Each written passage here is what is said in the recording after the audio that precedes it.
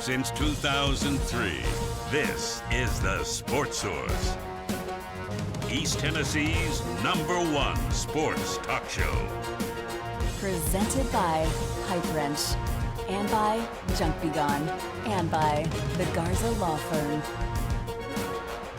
With your host, John Pennington. The Sports Source starts now. Good Sunday morning, good victorious Sunday morning. Welcome into the Junk Be Gone studios for today's edition of the Sports Source. Tennessee and Josh Heupel win with defense. You can make the case, literally, that's the first time Josh Heupel has won with defense as a head coach, and we'll show you the numbers and break all that down a little bit later in the show. But a big win for the Volunteers, who are now 5-1. I don't know that they look like a 5-1 team. Don't know if they feel like a 5-1 team, but they're a 5-1 team, and they control their own destiny in the SEC East with a great game against Alabama coming up this week. We got a lot to talk about in this show. Matter of fact, let's go ahead and just show you what we got coming up today. Top takeaways from yesterday's action. What were the worst coaching moves, which even Josh Heupel referenced in his postgame? How will Tennessee move the ball versus Alabama? Well, you saw the pass game just like we did. We'll discuss that.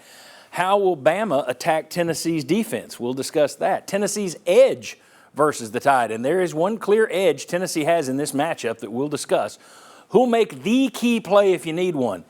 Is UT a gritty 5-1 team or a flawed 5-1 team? And we got the Cavaleros line, plus we've got a poll that you can get involved in. So all that coming up on today's show. First segment brought to you by our friends at Junk Be Gone.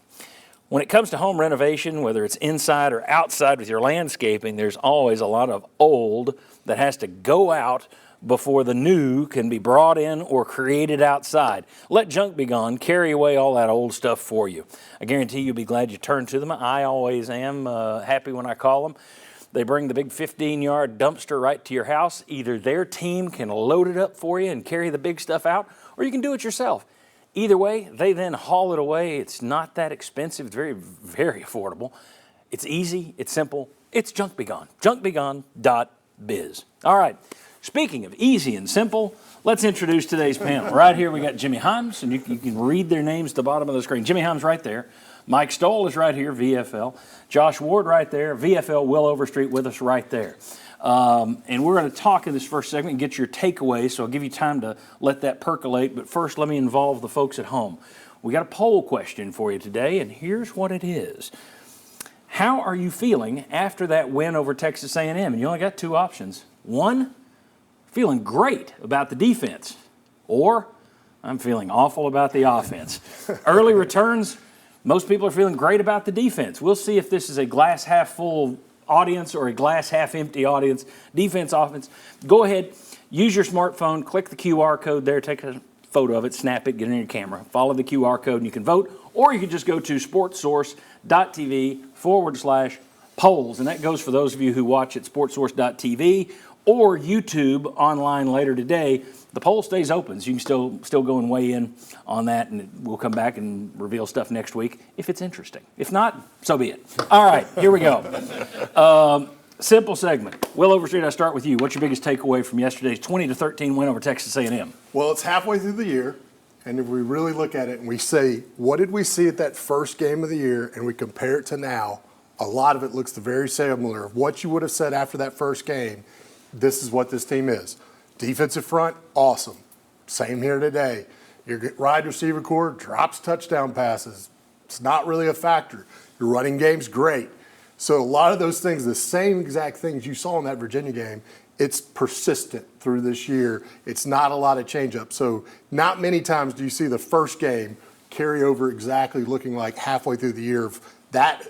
Who you are is who you are, and that's consistent with this team now. The one half that's a little off is that first half at Florida. Yep. If they had played up to just the way they've been playing, which isn't the level they were at last year, but if they played up to that level, they may be looking at 6-0 right now.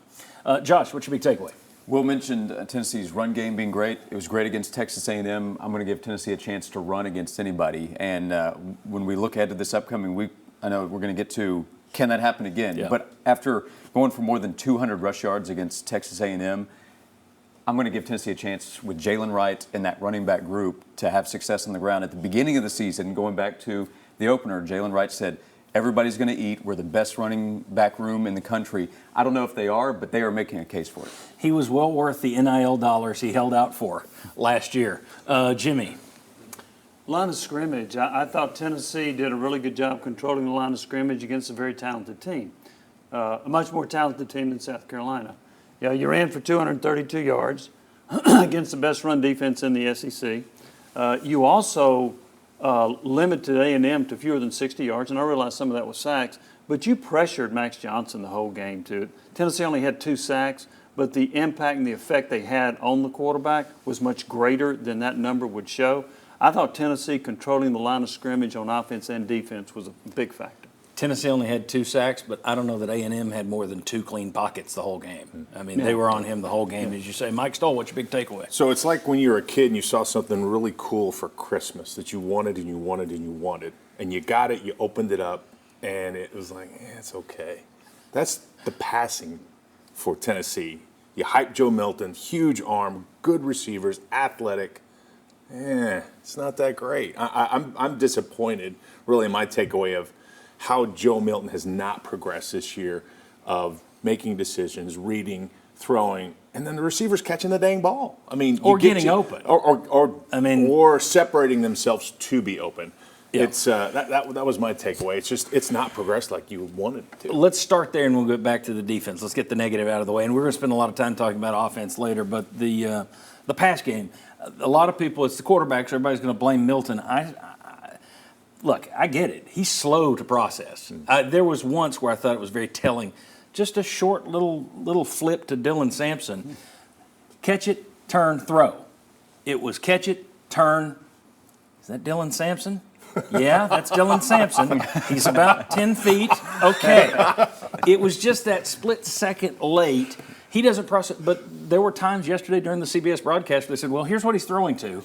Still shot, 4 guys, all covered, glued. Yeah. So I don't know that it's just Milton. He takes the heat because he's the quarterback, but the fact that you took a step back at quarterback in terms of accuracy and processing speed, and you really took a step back at receiver in terms of having anybody that scares the other guy or anybody that just can take a 10-yard or 50 yards, you don't see it. So I think it's 50-50, Milton and the receivers. Where are you guys? Do you put more on Milton? Do you put more on the receivers? What's your thoughts? I put a lot on the receiving core because I thought. Well, you mentioned the receivers to start. So yeah, but I thought that Milton in of himself is okay. He's going to be one of those guys. He's not going to be as accurate. He's going to have a problem. But I thought our receiving core. I mean, CBS pointed out, the slant he missed, but it hit the guy with 2 hands on it, and it's like eventually you have to make a play as well. Yeah. And so I just looked at it and go, I did not think we'd take this far a step back. Especially in 4 guys. You think one of them is going to become a dominant guy, be able to step up, but you're just not seeing that from anybody. And so I just think, he's obviously a step back, but there's nobody out there to help him either and make him look better than he is. Let's switch it and talk defense, and I'll get everybody else involved here. Defense and special teams.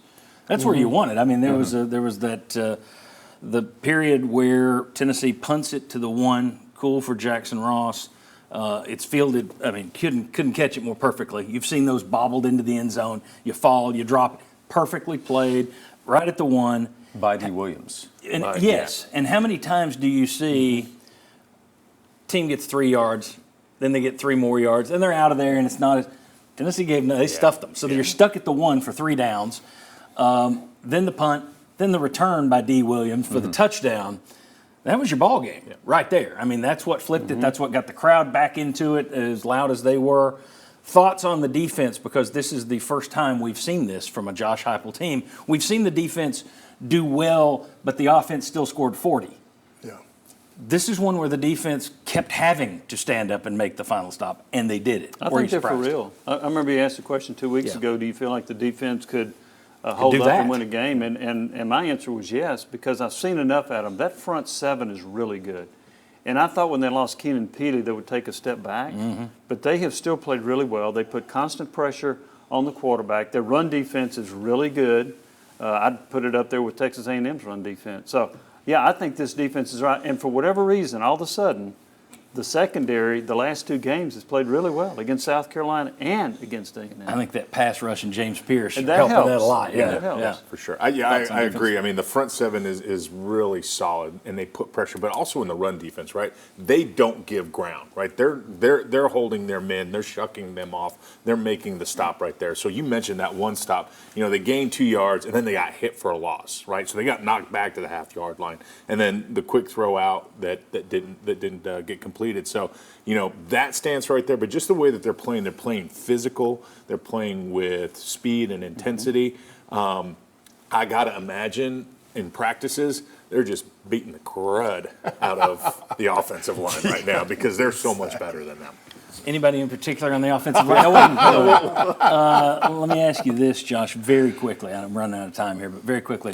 Talking about the defense, I thought Josh Heupel just continued to prove that he gets it last night in his postgame when he comes out and says, when I arrived here, the goal was to play elite defense, not just good defense, but elite defense, because this is the school of Al Wilson, of Eric Berry, of Reggie White. Vol fans are getting goosebumps. They're loving it. He gets it, I think.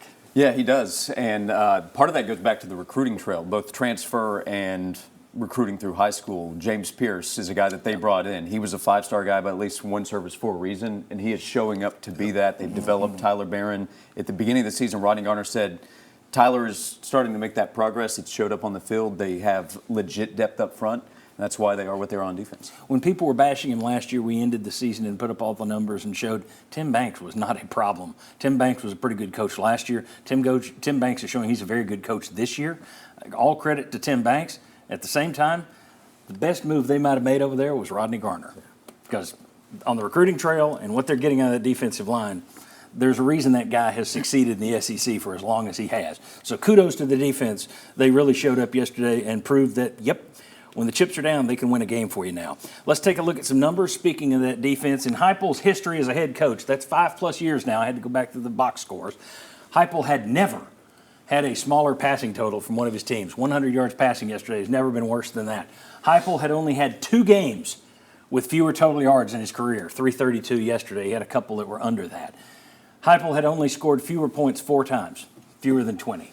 So you won in a different kind of way. I have been asking for weeks, can you do it? Because we haven't seen it. You saw it yesterday. Let's go to the game gauge. 4 stats that when Tennessee hits them, they win 95% of the time. Rushing yards, they need to get to 150. They got to 232. Yards per rush, this is interesting. They got to get to 4.5. Even with 232, they were just barely over that number at 4.7. Yards per play didn't come anywhere near to that because their passing numbers were awful. Sacks, only got 2, but pressured the quarterback all day, didn't get to 3. And then here's the biggie. Check out this. Heupel's record now. He is now 31-0 when allowing 27 or fewer points. Did it yesterday, so now 31-0. And then the big one, he is now 1-9 in his career when scoring under 30 points. That is the first time a Heupel team has won when scoring fewer than 30 points. Happened, I guess that's the 8th time it's happened here. Happened a couple times at UCF. And he's 30-2 when winning the turnover margin. Tennessee got the 2 late turnovers to turn that game around. We are way over. So let me just tell you, when we come back, who was the best player on the field? What was the worst coaching move? And we'll bring out a whole new wave of guys. We got about 5-6 more people to introduce you to on this show. Come on back on the Sports Source.